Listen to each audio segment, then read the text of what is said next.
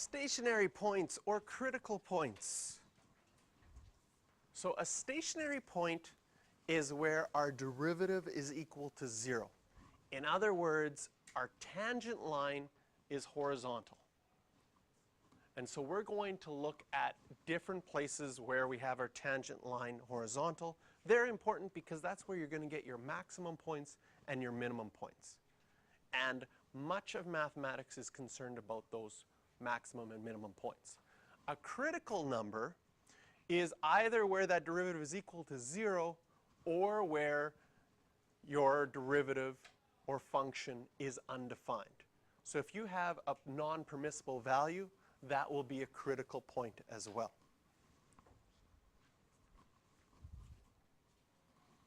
So there's going to be 3 types of stationary points. We've already talked about maximum and minimum points. Sometimes they're called local maximums or local minimums if they're just the biggest in their little village close by. And sometimes they're also a relative or absolute maximum if that's like the vertex of a parabola, because nothing goes below it or nothing goes above it, depending on which way the parabola opens. And sometimes we have stationary points of inflection. We're going to find out an inflection point is where our graph changes concavity. And if you look at your x cubed graph, the tangent at that middle point is flat, even though it's not a maximum or a minimum. But what happens at that green point is your graph changes from concave down to concave up. So the curve that you see in the graph is either curved up or curved down. And that's what makes an inflection point. And we have stationary points of inflection when this happens, where the tangent is horizontal and it's changing from concave up to concave down. In fact, that's the only way you can get a stationary point that's not a maximum or a minimum.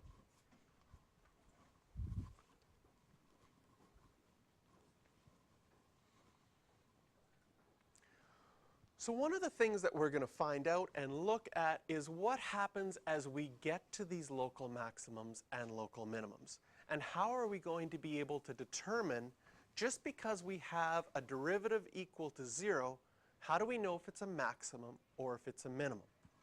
Well, if we look at a graph that has a maximum here, and we look at before the maximum, this section right here, any tangent that you draw on any point of that section, does it make sense that it's going to have a positive slope?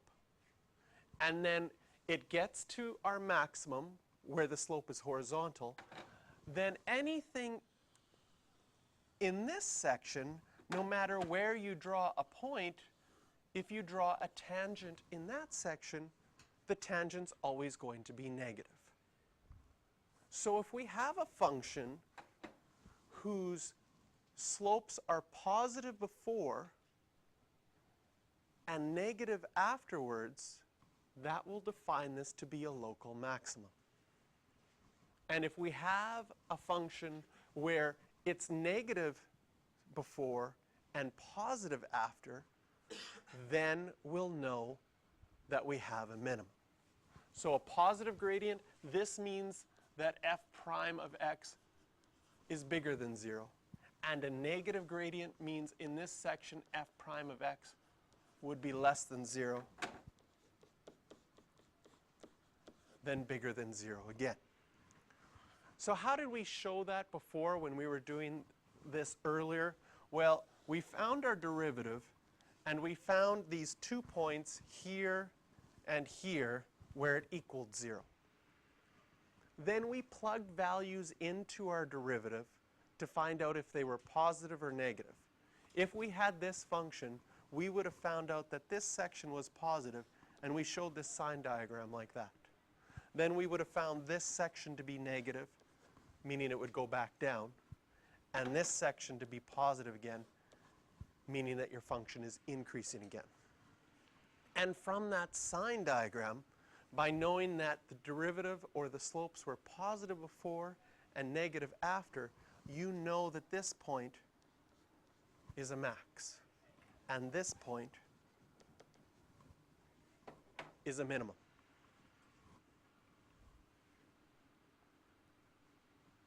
Now, when you have a stationary point of inflection,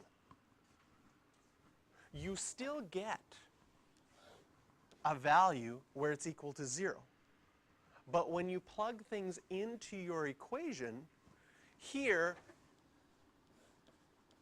does it make sense that the slope's going to be positive? So we would have a positive slope, meaning our function is increasing. And here, any point over here, if I drew a tangent line on that one, its slope is going to be positive. So this section would be positive as well.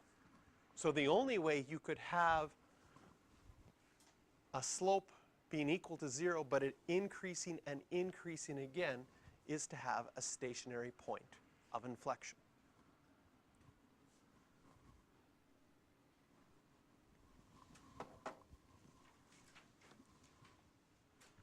So what we were doing there by looking at what's happening before the stationary point and what's happening after the stationary point is called the first derivative test.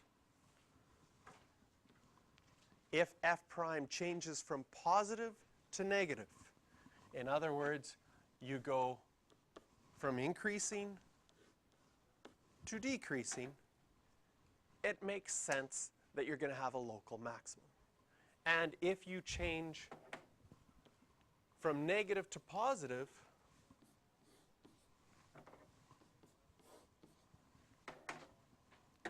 it makes sense that you're going to have a negative.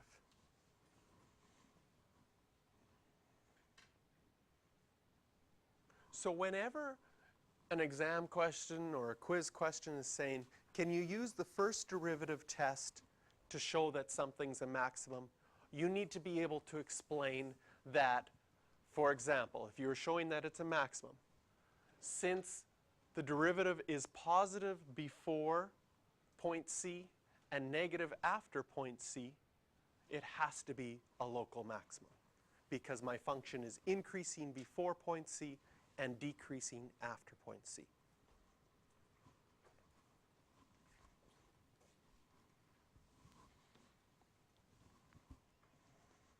So a local maximum changes from increasing to decreasing, and a local minimum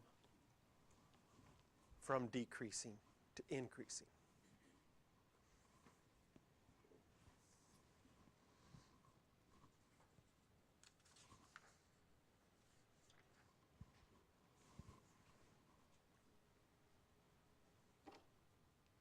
So we have time to do a couple of examples. So it says, use the first derivative test to find and classify the stationary points. So we'd find our derivative, find out where it's equal to 0. So at x equals 5 over 2, that's when the derivative is equal to 0. That means your tangent is horizontal. Make your sign diagram. Put 5 over 2 on your sign diagram. Now to find out, like on the sign diagram, I already have that it's increasing first and then decreasing afterwards. To find that out, you need to plug in a value less than 5 over 2. I'd probably choose 0 because it's easy.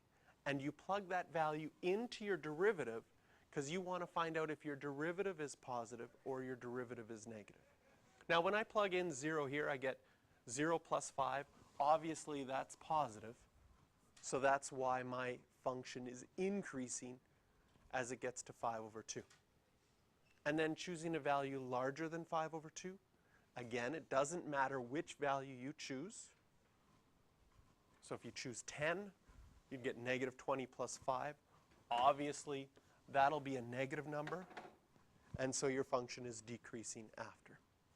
So since it's increasing before and decreasing afterwards, you know that it's a local maximum. Now you probably knew that already because it's a parabola. It's a parabola that's opening down because of the negative.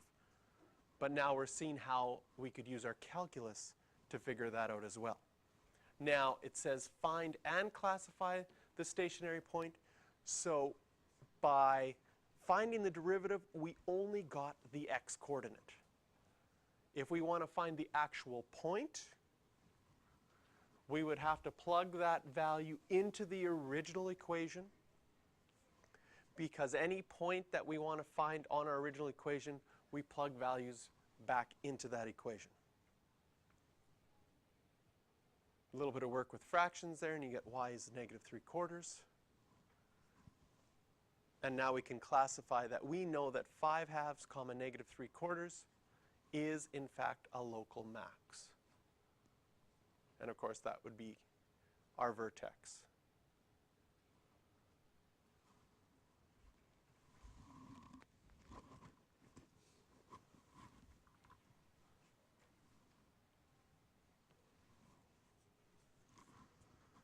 So I'll put that up so you can check as you're going.